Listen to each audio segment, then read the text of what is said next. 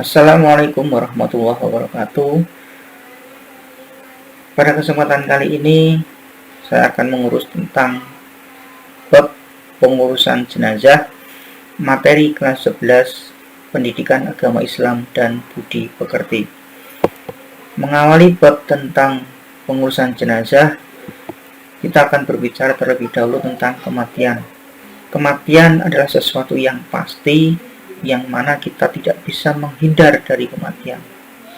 Kematian tidak mengenal usia, baik itu tua, muda, bahkan anak kecil pun pasti akan mengalami kematian.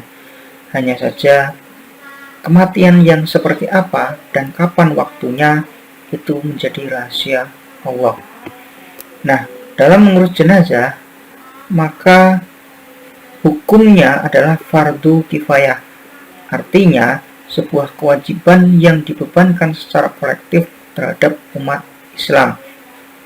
Apabila umat Islam tidak ada yang mengurus jenazah, maka dosa bagi umat Islam tersebut. Nah, hal apa saja yang dilakukan ketika terjadi sakaratul maut? Maka langkah yang harus dilakukan adalah menghadapkan orang tersebut ke arah kiblat jika memungkinkan.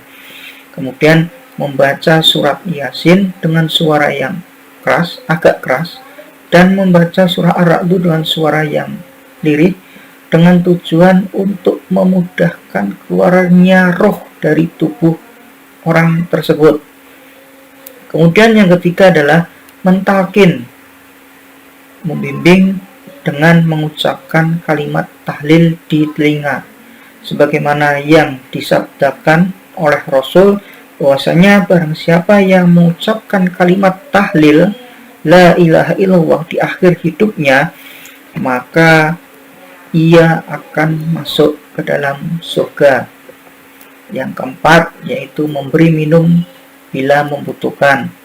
Hal ini seperti dalam sebuah riwayat disampaikan bahwasanya ketika orang tersebut dalam keadaan sakaratul maut, maka setan akan mendatangi orang tersebut dengan menawarkan minuman, dan dia menyerupai orang-orang yang kita cintai yang sudah terlebih dahulu meninggal. Nah, apabila setan itu memberikan minuman kepada kita, maka dia atau setan tersebut ingin menukar minuman tersebut dengan akidah atau keimanan yang kita miliki. Ya, maka ketika terjadi sakaratul maut diusahakan untuk memberi minum dengan memberi minum dengan menggunakan sendok, menyuapi dengan menggunakan sendok ke mulut. Tidak harus banyak, ya, cukup mungkin 1 sendok atau 2 sendok. Kemudian orang yang menunggu ketika terjadi sakaratul maut, orang-orang keluarga atau kerabat atau tetangga yang menunggu orang yang sedang dalam keadaan sakaratul maut tidak boleh berkata jelek atau berghibah terkait dengan orang yang sedang sakaratul maut. Ini sangat tidak dianjurkan. Kemudian hal-hal apa yang harus dilakukan ketika seseorang tersebut sudah meninggal? Yang pertama adalah mengucapkan inna lillahi wa inna ilaihi rajiun. Kemudian menukarkan pakaian yang bersih, yang kotor dengan menukarkan pakaian dan membersihkan kotoran yang keluar dari tubuhnya. Artinya pakaian yang tadinya dikenakan diganti dengan yang bersih, kemudian kotoran apabila keluar dari tubuhnya atau dari kemaluannya maka harus dibersihkan. Kemudian yang ketiga adalah memejamkan mata jika orang tersebut meninggal dalam keadaan mata terbuka. Kemudian yang keempat yaitu melipatkan kedua tangannya seperti dalam keadaan sholat di atas perut, ya, bila perlu ikat kedua tangannya agar bisa sedekap seperti dalam keadaan sholat. Kemudian jika jenazah tersebut mulutnya menganga, maka kita harus menutupnya dengan cara mengikat di bagian dagu sampai ke atas kepala. Mulutnya ditutup dengan cara diikat. Selanjutnya yaitu meluruskan kedua kakinya dengan cara mengikat kedua ibu jari kakinya ya, mengikatkan kedua jari ibu jari kakinya sehingga kakinya menjadi lurus. Yang terakhir, yang selanjutnya yaitu menutup tubuh jenazah dengan kain agar tidak terkena kotoran atau terkena serangga. Kemudian letakkan jenazah di tempat yang tinggi. Bila perlu, kaki-kaki dari tempat tidur jenazah itu diberi dengan mangkok yang diberi mangkok yang ada airnya, supaya tidak ada serangga atau semut yang naik ke tempat tidur jenazah. Kemudian yang terakhir yaitu menghadapkan ke arah kiblat. Nah, ini adalah kewajiban kita sebagai umat muslim terhadap jenazah, yaitu memandikan, setelah itu mengkafani, mensolati, dan memakamkan. Nah, kita akan fokus kepada bagaimana tata cara memandikan jenazah. Yang pertama adalah persiapan memandikan jenazah, yaitu siapkan tempat yang layak. Yang layak di sini maksudnya adalah tempat yang tertutup dari orang-orang, terhindar dari panas dan terik, sehingga jenazah ketika dimandikan, bahkan orang yang memandikan tersebut bisa fokus untuk membersihkan si jenazah. Nah, ini adalah salah satu tempat untuk memandikan jenazah yang biasa digunakan. Kemudian yang selanjutnya yaitu menyiapkan peralatan dan perlengkapan, yaitu menyiapkan alas mandi untuk jenazah, kemudian tempat untuk menampung air, kemudian air yang suci dan mensucikan, sabun, pembersih ini bisa berupa cotton bud ya, untuk membersihkan di sela-sela ibu jari, kaki, sela kuku, kemudian kapur barus yang sudah dihaluskan, dilembutkan, kemudian air mawar, daun bidara agar wangi. Kemudian syarat-syarat orang yang memandikan.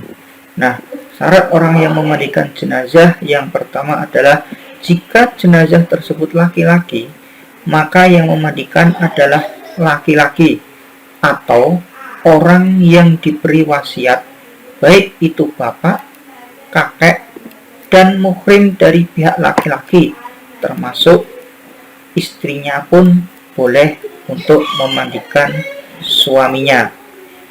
Kemudian, jika jenazah tersebut perempuan, maka yang memandikan adalah perempuan, seperti ibunya, nenek, serta perempuan dari keluarganya. Dan suaminya pun boleh memandikan istrinya jika jenazah tersebut sudah menikah. Nah, apabila jenazahnya adalah anak, baik itu laki-laki maupun perempuan yang belum balik, maka yang memandikan boleh laki-laki, boleh perempuan ya. Kemudian jika tidak ditemukan laki-laki atau suaminya, sedangkan jenazah tersebut adalah jenazah perempuan, maka jenazah cukup ditayamumkan, tentu dengan menggunakan sarung tangan atau alas tangan. Begitu juga sebaliknya, jika jenazah tersebut adalah jenazah laki-laki, kemudian istrinya tidak ada atau tidak ditemukan laki-laki lain yang bisa untuk mengurus jenazah tersebut, yang ada hanya perempuan, maka cukup ditayamumkan. Nah, di sini ada beberapa peralatan dan persiapan mandi. Yang pertama adalah tempat mandi ya, atau bilik atau tabir penutup yang biasa ditutup dengan menggunakan kain atau menggunakan bilik. Kemudian kain basahan ya, untuk menutup jenazah ketika dalam proses penyiraman. Kemudian sabun, air cendana, air daun bidara, sarung tangan, gayung untuk menyiram, kemudian minyak wangi, dan handuk. Nah, ini adalah wewangian yang digunakan untuk memandikan. Ada kapur barus yang sudah dihaluskan, ada sabun, ada minyak wangi, dan ada sari air mawar. Bagaimana cara memandikan jenazah? Yang pertama adalah jenazah ditempatkan di tempat yang terlindungi. Seperti tadi yang saya sampaikan, jenazah harus terlindungi dari orang-orang dan terlindungi dari terik matahari maupun dari serangga dan lain-lain. Kemudian memulainya dengan mengucapkan basmalah. Jenazah diberikan kain basahan untuk menutup aurat, membersihkan kotoran dan najis. Ya, diangkat, agak didudukkan, kemudian perutnya diurut supaya kotoran tersebut keluar. Ya. Kotoran pada kuku, mulut, gigi, telinga juga dibersihkan. Ya. Biasanya menggunakan cotton bud yang ada di kuku. Kemudian menyiramkan air ke seluruh tubuh, ya, dengan dimulai dari bagian tubuh sebelah kanan sebanyak 3 kali, kemudian dilanjutkan dengan anggota tubuh sebelah kiri sebanyak 3 kali, disunahkan 3 kali atau ganjil. Kemudian yang terakhir adalah jenazah diwudukan dan disiram dengan air yang sudah dicampur dengan kapur barus dan daun bidara atau wangian. Kemudian jenazah dikeringkan dengan kain atau handuk. Niat memandikan jenazah. Apabila jenazah tersebut laki-laki, maka niatnya adalah nawaitul ghusli li hadzal mayyiti lillahi ta'ala. Jika jenazah tersebut perempuan, maka niatnya adalah nawaitul ghusli li hadzal mayyitati lillahi ta'ala. Ini contohnya, jenazah diberi kain basahan untuk menutup anggota tubuhnya, kemudian disiram dengan air bersih dimulai dari anggota tubuh bagian kanan sebanyak 3 kali, kemudian dilanjutkan dengan anggota tubuh sebelah kiri sebanyak 3 kali atau ganjil. Kemudian jenazah didudukkan untuk mengeluarkan kotoran sambil diurut di bagian perutnya agar kotoran yang ada di dalam dubur atau kemaluan jenazah itu keluar. Kalau tidak keluar pun tidak boleh dipaksa, dan mengurutnya pun tidak boleh dengan cara yang keras. Ya. Kemudian setelah itu jenazah diwudukan. Setelah diwudukan, kemudian yang terakhir adalah menyiram dengan kapur barus atau wewangian yang sudah dicampurkan ke dalam air. Kemudian jenazah dikeringkan dengan handuk. Nah, adapun hikmah dalam memandikan jenazah, yang pertama adalah karena Islam mementingkan kebersihan, ya. Kemudian menghormati manusia. Yang terakhir adalah menghadap Allah dalam keadaan bersih dan suci. Demikian pembahasan tentang tata cara memandikan jenazah. Saya akhiri, assalamualaikum warahmatullahi wabarakatuh.